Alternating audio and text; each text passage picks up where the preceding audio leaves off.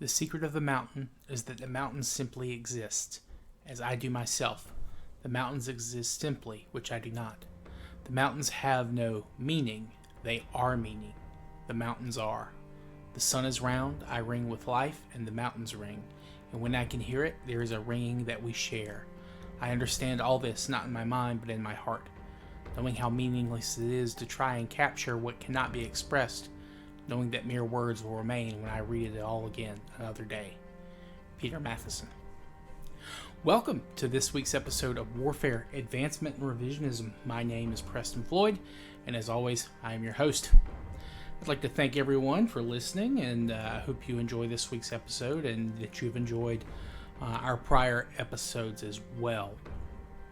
This week, we will be moving out of the Anatolian Peninsula into neighboring areas in Asia that I haven't talked about so far for this season. There is one thing I did forget to mention as I was talking about the collapse or dispersal of Çatalhöyük's population last week, though. But there are a small number of sites to the west that show regular habitation from nomadic or semi-nomadic groups before transitioning to permanent settlement. Some sites become permanent earlier than others, and some become permanent while Çatalhöyük is still in use, but remains in use after Çatalhöyük is abandoned. There is one example that was also excavated by James Mellard, named Hajilaş, and it was first used around 7000 BC and would remain in use until around 5000 BC. It was never as large as Çatalhöyük, but they would use pottery and have fortifications. How this site and its neighbors exactly to relate to Çatalhöyük and the people who live there is still a matter of contention and debate, but there are a number of similarities and some type of connection seems likely. We will return to this specific region when our timeline jumps forward again, and we will talk a little bit more in depth about Hajilaş and some of the other sites that may or may not be related to it. As of now, though, I will be moving from region to region in Asia similarly how we did when we covered the world at 10,000 BC. There will probably be a few episodes where we focus on one or two specific sites, but for the most part, other regions of the world are not quite at a stage where they're developing proto-cities. So we will be covering a number of places and people per episode again, at least for a little while. Excuse me. And that is not because these are less important than the proto-cities and semi-sedentary peoples that we have been discussing the last few episodes, but because we have less reliable information and artifacts about these other places and peoples. This week, we will start with the peoples living to the north and east of Çatalhöyük and the Stone Hill sites in the Caucasus.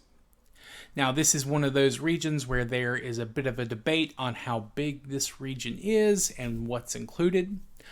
For our purposes, we will say that it is the strip of land between the Black and Caspian Seas, with its southern boundary located in the eastern Pontic Mountains along the Black Sea coast and along the Aras River until it enters the Caspian Sea. Its northern boundary being the southern bank of the Don River in the west and the southern bank of the Volga River in the east. There is a further division, or an internal division, I guess, of the Caucasus, if you will, that I will make between the North and the South Caucasus. The Greater Caucasus Mountain Ranges is that dividing line. This is sometimes considered a dividing line between Europe and Asia, geographically, if not culturally. Travel between the regions is possible, but it wouldn't necessarily become common until later times, and even then, there are times where it is more common than others. So just bear that in mind. Also, for the term Caucasus, according to Pliny the Elder, he claimed it came from the Scythian phrase Caucasus, which is to them in Scythian meant shining with snow. Now, most of the languages, or the local languages, I should say, have a similar pronunciation, sounding close to either Caucasus or Caucasus, depending on a speaker's language and dialect. This is also an endonym that is used by comparative linguists to try and trace language evolution and kind of across multiple families and subfamilies. It's a useful geographic term to kind of see when it may have entered a language's lexicon. Now, for our purposes, though, of our timeline, we will focus for this episode only really talking about people in the southern Caucasus. We will touch on the northern part when we get to our European episodes. There have been people living in this region for tens of thousands of years, up to the beginning of our period at 8000 BCE. I mentioned in one of our season 1 episodes that the earliest evidence for clothes made from plant textiles come from Zudzwana cave in the country of Georgia. And it has been traced back to around 30,000 years ago. The primary group that I was able to date to this time and region is referred to as the Trialetian Mesolithic culture. This was a fairly widespread and apparently long-lasting hunting culture. Not only do they have sites associated with them in the Caucasus proper, but their artifacts have also been found in eastern Anatolia, the Zagros Mountains, and what is now modern Iraq and Turkmenistan, all around the Caspian coast. Its exact age is a matter of debate. Some say it had emerged around 11,000 BC. Others say it could have been as early as 14,000 BCE. They favored hunting wild goats and antelope like the tur, as well as wild boar and brown bears. They were at home not just in mountains, but also the numerous lakes and river valleys that existed in those regions they occupied. But I didn't see any specific mention of them liking fishing or eating fish.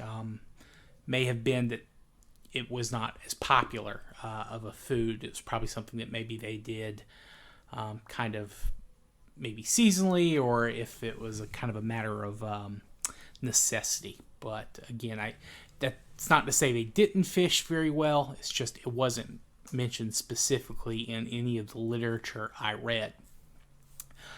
Now, these many isolated valleys will eventually help a lot of peoples in this region to develop basically a very large number of regional dialects and accents over what is a relatively small area. Now, the Trialetian are not isolated. There is some evidence that they were interacting with people as far away as the Levant. And I think some DNA tests show that that they had mixed with people kind of living in that Tas-Tepler region during the PP&B period. So kind of right in the midway point to end part of our current timeline. So it's either right then or right as pottery and ceramics are coming into use. They also overlap with the Zarzian culture, which lived in what is now modern-day Iraq and Iran, in the mountains there, in the Zagros Mountains. These people favored hunting red deer and wild asses like the onager, as well as wild goats. They seem to have been one of the groups in this kind of region that favored the bow, and they helped spread domesticated dogs to the Near East here, the last Anatolia, Mesopotamia, the Levant, those kind of areas. Now, the Zarzan disappeared around the start of our time frame, right around 8000 BC. They probably either joined with the sedentary groups and societies that are just beginning to emerge in Mesopotamia, or with groups to their east that we'll discuss in the next episode. As for the Trialetian, they last right up until 6000 BC, where we see their artifacts kind of disappear, from the record. What caused this disappearance is a bit of a mystery, but the people who replaced them are the first people we have evidence of that practiced viniculture and created wine. Now, those longtime listeners know that my personal theory goes that when it comes to these very ancient artifacts, I doubt we find the absolute first examples of anything. We may find very early examples, but I doubt it's the first. Now, the early traces of viniculture were located in two sites in modern Georgia, Shulaveri and Shomo-Tepe, and they have been dated to around 5900 or 5800 BCE. So it's possible that the people of the Trialetian, influenced by their neighbors and cousins to the south and west, began to practice agriculture with local plants and herding animals they had traded or raided from said neighbors, instead of solely relying on hunting and gathering. This type of lifestyle would be helped by a climate that was beginning to see more regular precipitation. In fact, I think they could have welcomed some of those said potential cousins from the south, as Anatolia is seeing a drier period.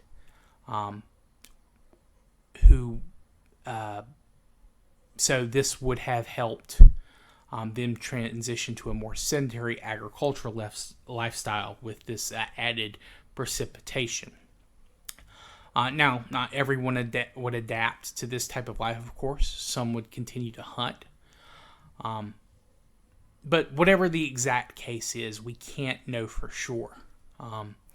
We will return to talk about the Shulaveri and Shomu culture in our next season when the timeline moves forward and we reach this region again. Now let's see, next up. Okay, yes. Oh, I did forget to mention. So the peoples of the Pontic Mountains of northern Anatolia, I haven't talked about them yet, and the reason for that is that I have not been able to find any literature or mention of a specific standout group.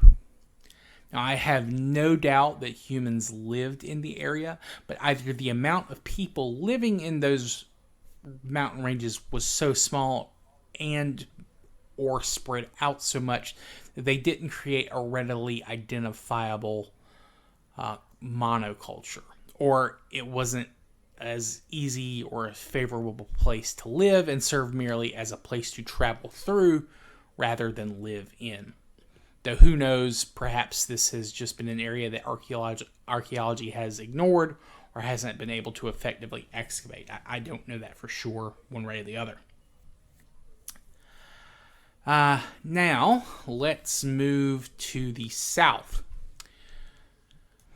where we will begin to talk about two emerging groups that are going to be coming around and coming together at the end of our current timeline in areas in and around the Tigris and Euphrates rivers and between those two rivers.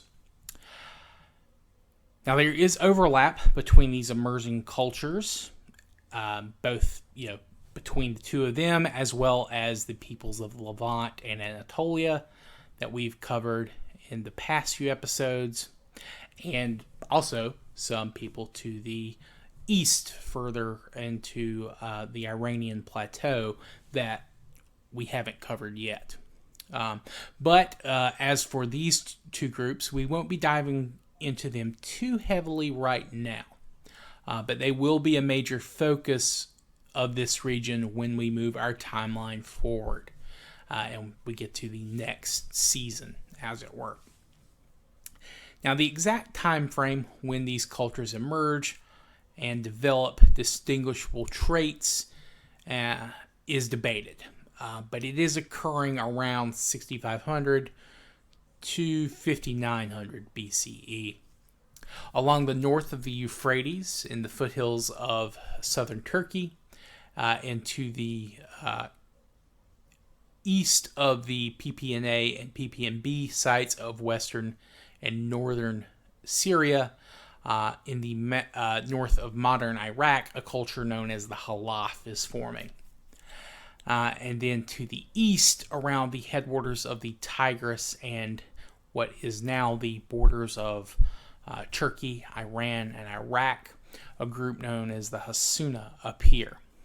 These cultures either obtain or develop pottery technology, and then each has developed or will have developed a distinct style. Both also practice agriculture to one extent or another. And now they're still, of course, hunting and gathering and probably doing a little bit of herding as well. But agriculture is going to become more and more important to these groups as time goes on. And forgive that little interruption there. I had an episode rendering for YouTube for me to upload an old episode, and it started to autoplay after it finished rendering. So I do apologize for that. Yes, they eventually are going to rely more and more heavily on agriculture, both of these groups. But we will get more into the timeline of that and the urbanization or slow process of urbanization that they will partake in, again, in the next season when we get to those episodes. Now, to finish off this episode, we will talk about Arabia. Now, I mentioned in our last episode focusing on this region that Arabia has or does go through green periods similarly to how the Sahara Desert does. But it seems that these periods are not quite as regular, and they may not always be as vibrant or as lush of a period as what you'll see sometimes in North Africa. Now, I know I mentioned the last time that there is decent evidence that one of the first routes that our early ancestors took out of Africa could have been across the Red Sea, which at the time would have probably been a lake based on water levels from kind of the supposed period we left. And Arabia was probably very green, or at least a lot greener than what we would think of it these days. But due to a number of things like politics, religion, diving too deeply into these ancient archaeological sites is not something that can easily be done in Saudi Arabia. So we don't have too much in the way of evidence for this time period. Like the Pontic Mountains, I am sure that there are humans living the traditional hunter-gatherer lifestyle in regions where you'll see habitation later. But this is probably a very small number of people, and it's probably not being done on a close to a permanent basis. People are probably just traveling through. They're not camping there for a quarter of a year or something like that. They're probably just moving as best they can. And that's something I think, at least based on our current archaeological record, that makes sense because, well, archaeologists are very good at finding, sites that have been used for long periods of time over a number of years. Nothing like that has been found at this period in Arabia as long as, or at least that I have been able to see or find or read about. But that does not mean that there are no people living in Arabia. It just means it's probably very underpopulated or has very low population density. It is possible that there could be, I guess, the proto, Sumerian culture maybe, could be part of Arabia. That is a theory I think I've read, but that's in the future. We probably have another season or two before we get to that time period. But eventually Arabia is going to be a site that is still, has a very low population density, but will be important for a number of factors when it comes to trade and travel between Africa and India, which it was, of course, during the human migration out of Africa. It's one of those cases of history is repeating itself. So that's kind of the main points I wanted to touch on. So this is a region, again, that we're seeing the early experiments or attempts at sedentary society. Though I don't know if these people realized that that's what they're doing. They were probably just trying to get to a point where they could, live day to day. And then eventually, as their lifestyles became more secure, they probably started to develop other things and other interests. But of course, for whatever reason, we see these attempts abandoned. Probably due to a number of factors, including overpopulation in areas that agriculture is maybe not suited for that number of people, at least with the technology and crops that were being worked and grown with.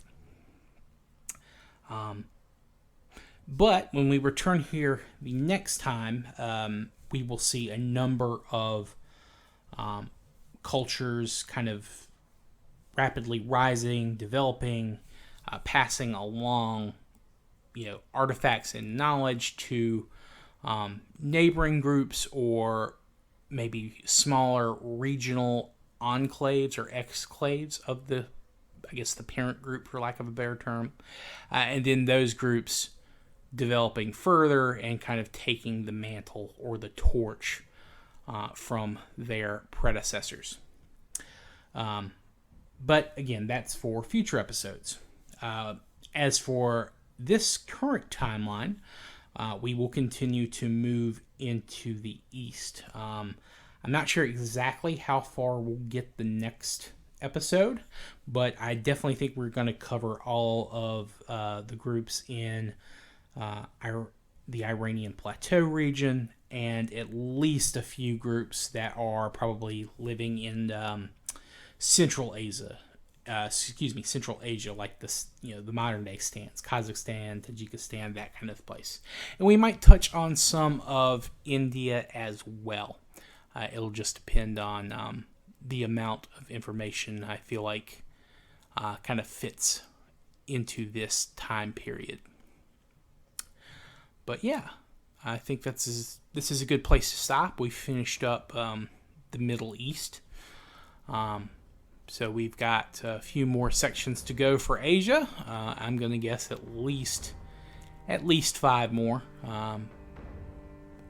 And then we'll move into Europe and then into... Actually, we'll probably do Australia first. And then we'll move into Europe and then to the Americas.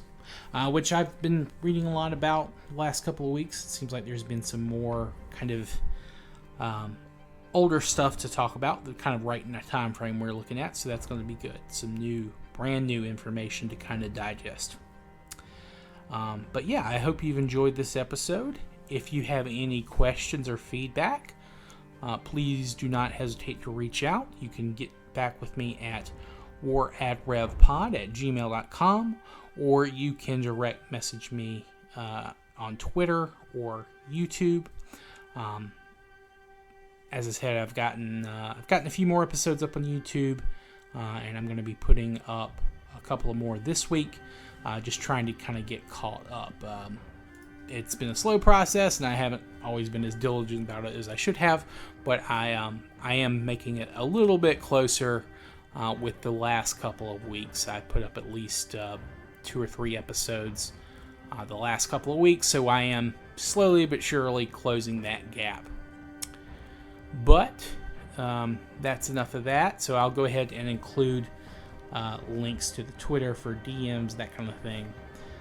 But I hope you all have a good rest of your day. I hope you've enjoyed this episode, and if you have any questions, again, please do not hesitate to let me know. Thank you all, and you have a great rest of your day. Goodbye.